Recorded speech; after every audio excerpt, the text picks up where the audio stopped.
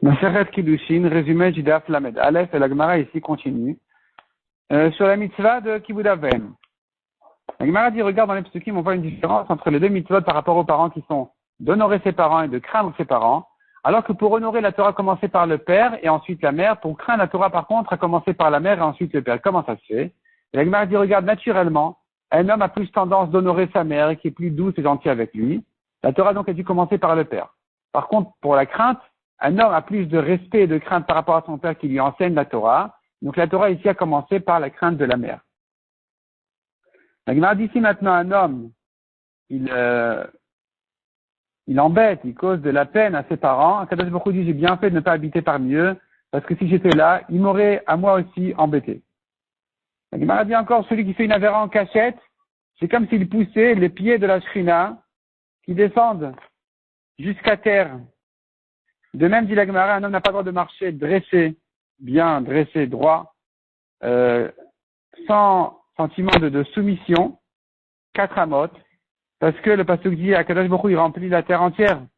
La Gemara raconte sur Avuna Bered Rabbi Yoshua, qu'il faisait pas 4 amot sans se couvrir la tête, en disant, il y a la shrina sur ma tête. La Gemara dit, regarde, un homme, son père lui demande un verre d'eau, et sa mère lui demande un verre d'eau. À qui c'est qui doit servir en premier? D'abord le père, parce que la mère aussi doit honorer son mari. S'ils sont divorcés par contre, ils sont égaux. La Gemara dit encore, quand les goïms ont vu que Akadosh Baruch Hu a commencé les 10 commandements par « Je suis votre Dieu, que tu n'es pas d'autre Dieu que moi », les goïms se sont dit, ils cherchent son kavod, ils cherchent son honneur. Mais quand Akadosh Baruch Hu est arrivé à la mitzvah d'honorer les parents, ils ont dit, ah bah si c'est comme ça, alors c'est sûr qu'il mérite lui aussi ce kavod-là. La Gemara dit, jusqu'où va la mitzvah de Kibud Aven? Combien un homme doit s'investir sur cette mitzvah? Et c'est là où la Gemara nous ramène l'histoire connue de Dama ben Netina dans la ville de Ashkelon, un goy, qui avait une occasion de faire une affaire avec les Chachamim où il aurait gagné 600 000 ou 800 000. Et comme son père dormait et qu'il ne pouvait pas le réveiller et que la clé était à la tête du père, donc il était prêt à perdre cette affaire-là et cet argent pourvu de ne pas embêter son père. La Gemara dit à Kadosh Baruch Hu, il a donné son salaire, qu'une vache rousse est née chez lui, et il l'a vendue au Chachamim pour le prix qu'il avait perdu quand l'année précédente, il n'avait pas réveillé son père. La Gemara dit donc si déjà un goy qui n'a pas la mitzvah d'honorer ses parents, il est tellement récompensé, un juif qui a la mitzvah d'honorer ses parents, bien sûr qu'il est bien plus récompensé que ça, puisque est plus grand celui qui est ordonné de faire et qui fait, que celui qui n'est pas ordonné et qui fait quand même. D'ailleurs, dit la Gemara, Rabbi Yosef, qui était aveugle, il connaissait une marloquette, est-ce qu'un aveugle est chayav des mitzvot ou pas?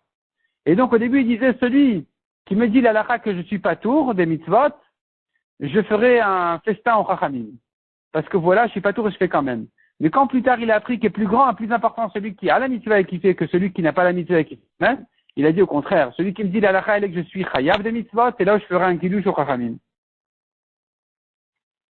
La Gemara dit encore sur ce goy-là de Dama ben Netina, il était assis parmi les grands des Romains, vêtu d'un manteau de soie, brodé avec des fils d'or.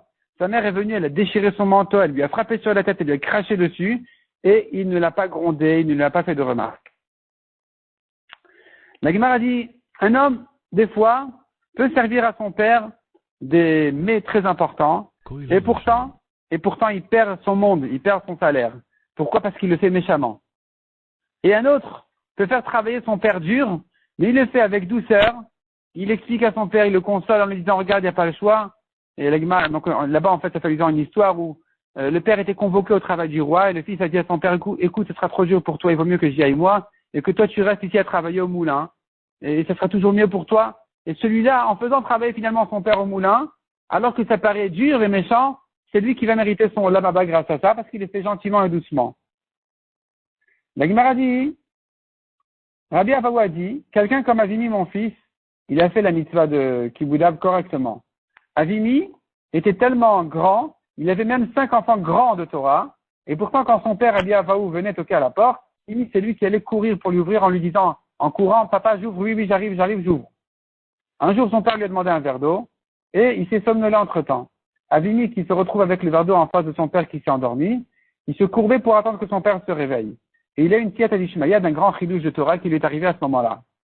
La Gemara dit encore, quelqu'un qui est gâté par ses parents, et son père, quand il revient de la yeshiva, il y a son père qui vient le servir, sa mère aussi. Est-ce qu'il a le droit d'accepter leur service ou pas? La Gemara dit, de la mère, oui.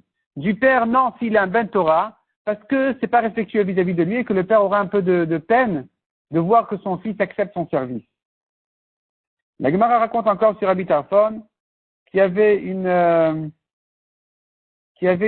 maman âgée et à chaque fois qu'elle devait monter ou descendre de son lit, Rabbi Tarfon se courbait, se baissait pour qu'elle puisse grimper sur lui ou redescendre en passant par lui. Quand il est allé du Beth Midrash regarder comment se fait Kibboud M, on lui a dit, tu n'es même pas arrivé à la moitié du kavod que tu lui dois.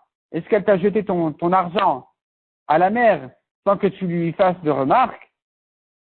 Rabbi Yosef dit la Gemara, quand il entendait les pas de sa mère arriver, il se levait en disant, je me lève de devant la Shrina. Rabbi Yochanan, par contre, a dit, heureux celui qui n'a pas vu ses parents. C'est tellement difficile. Cette mitzvah, elle est tellement stricte et difficile que vaut mieux ne pas les voir du tout. Rabbi Yochanan lui-même avait perdu ses parents à sa naissance. Son père avant, sa mère à sa naissance. De même pour Abaye. Alors voici, il raconte encore la Gemara, il avait une maman âgée qui apparemment n'était pas très normale et qu'elle lui demandait des demandes où il pouvait plus tenir. Et donc il s'est sauvé, il est parti en Eretz Israël. Et elle est venue donc le revoir en Eretz Israël. Et il est allé demander à Rabbi Yochanan est-ce qu'il a le droit de sortir d'Eretz Israël pour aller à sa rencontre. Rabbi Yochanan ne lui a pas donné de réponse très claire. Finalement, il est sorti et il entend que en fait c'est son cercueil qui arrive et donc il a regretté d'être sorti d'Eretz Israël. La Gemara dit encore la mitzvah d'honorer ses parents et du vivant de ses parents et aussi après le vivant de ses parents. De son vivant, un homme qui demande un service dans la ville alors qu'on respecte son père, qu'il ne dise pas rendez-moi ce service-là, je suis un homme important. Qu'il dise non, pour mon père, regardez, je suis le fils d'un tel. Après la mort de son père, il doit dire, quand il ramène un enseignement de son père, il doit dire ainsi a dit mon père, mon maître, Areni Kaparat Mishkavo, qui veut dire les souffrances que son âme doit recevoir, les souffrances qu'il doit recevoir en haut, qu'elles viennent sur moi ici. Mais au bout d'un an, dit la Gemara, c'est fini. Le rachat a terminé déjà ses punitions en Lamaba, du Geinom, en principe. Et donc, il doit dire dorénavant le fils, Zichrono Livracha, Lechaya Olamaba. La Gemara dit encore, un chacham dans son discours, quand il ramène son père ou son maître, il dit pas leur nom. Il dit mon père, mon maître. Mais celui qui répète la dracha ne doit pas répéter le père du Rav, le maître du Rav. Il peut dire directement, et il dit d'ailleurs directement, le nom de son père. Comme Mar bar Ravashi disait mon père disait.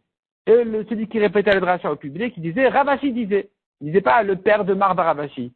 Il disait Ravashi disait ainsi et ainsi. Et donc de cette manière-là, il répète la dracha sans répéter le père du Rav. La Gemara va continuer ensuite, encore un peu sur la mitzvah de la crainte, donc la crainte de respect et l'honneur qu'un homme doit à ses parents, encore d'autres halakhot qu'on va laisser pour le daf suivant, Mesrat Hashem.